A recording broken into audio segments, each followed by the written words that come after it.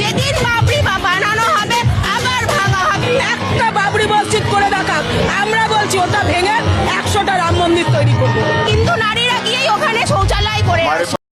আসসালামু আলাইকুম ফ্রেন্ড, তো কি আছেন সবাই? আশা করি সবাই ভালো আছেন। তো আমি এইসব নিয়ে ভিডিও বানাতে চাচ্ছিলাম না, যেহেতু এইসব ভিডিও বানালে সাপোর্ট পাওয়া যায় না, এই কারণে কোনো সাবস্ক্রাইব পাওয়া যায় না, কোনো ভিউজ হয় না। ভিউজ আসুক আর না আসুক, আমি ভিডিও বানিয়ে যাবো, দেখা যাক কী হয়। আর কি বলছিস তুই? ওখানে গিয়ে তুই রাম মন্দির তৈরি করবি? এবার তোর বাপেরও দম হবে না, ঠিক আছে? তুই আসিস, দেখে কীরকম লোক এসেছে সেখানে, ঠিক আছে?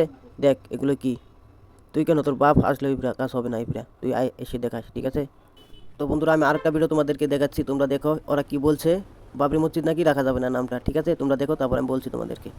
হুমায়ুন কবির একদম বাবরি মসজিদ পাওয়ার জন্য মরিয়া হয়ে গেছে। উনি মসজিদ বানাচ্ছে, সেটা নিয়ে কারোর আপত্তি নেই। মসজিদ উনি বানাতেই পারে, ওনার জায়গা, ওনার পয়সা, উনি মসজিদ যেখানে খুশি বানাক। কিন্তু মসজিদটার নাম বাবরি মসজিদ হতে পারে না।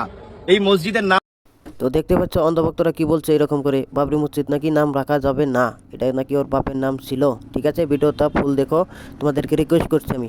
মসজিদের নাম যদি বাবরি মসজিদ রাখা হয়, 92 সালে যেভাবে করসেবকরা ওই বিতর্কিত ধাঁচাটা ভেঙেছিল, আমরা তো তখন পারিনি।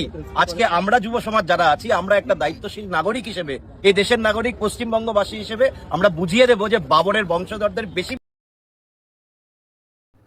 তোরা আর কি মন্দির বানাবি, ঠিক আছে? তোরা তো ভিখারি, তোরা বানাতে পারছিস না। আমাদের মসজিদ ভেঙে ইট শীত নিয়ে ওইটা দিয়ে তোরা মন্দির বানাচ্ছিস, ঠিক আছে? আমাদের পাশায় দম আছে, ঠিক আছে? একজন ভাই দিয়েছে 80 করোড় টাকা, ঠিক আছে? 80 করোড় টাকা দিয়েছে। আর কি বলবি, তোরা বানাতে দেওয়া যাবে না, অমুক করা যাবে না, এগুলোই বলতে পারবি রে, ছুরি হাতে নিয়ে ঘরে বসে বসে। কিরকম লোক হয়েছে দেখছিস? দেখছিস তো তুই কি বলেছিস, আর কিরকম লোক হয়েছে দেখছিস?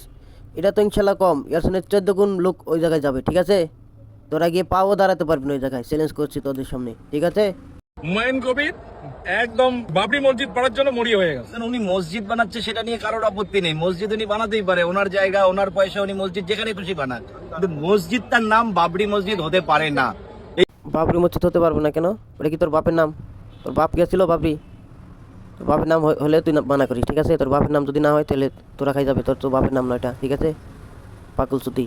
এই দেশের নাগরিক, পশ্চিমবঙ্গবাসী হিসেবে আমরা বুঝিয়ে দেবো যে বাবরের বংশধরদের বেশি বাদরাম আমরা সহ্য করব না। তোদের ঘরে বসে বসে ওইটাই বলতে হবে, ঘরে বসে বসে, ঠিক আছে? ওখানে গিয়ে আর বলতে পারবি না, ঘরে বসে বসে মাইকে মানুষ নাগাল হাতে চুরি নিয়ে ওগুলো বলতে হবে, ঠিক আছে? তুই দেখ একটা বাইকই বলছে তোকে, ঠিক আছে? তুই শুনে নি।